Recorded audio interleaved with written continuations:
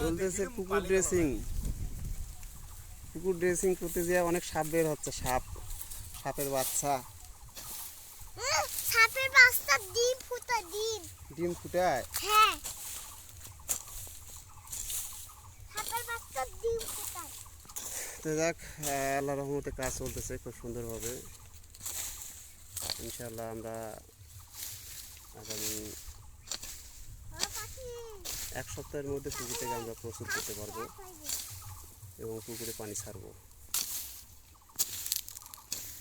তো এই যে অবস্থা, কাজ করতে গিয়ে অনেক সময় সাপ বের হচ্ছে, ওটাও একটা মজার ব্যাপার, আতঙ্কের ব্যাপার। হ্যাঁ, অনেক কিছু। আর আমার মেয়ে মাঝখান থেকে মজা নিচ্ছে খালি।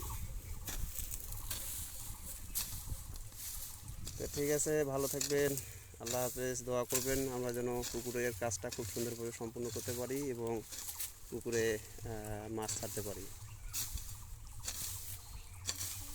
ওকে, আসসালামু আলাইকুম।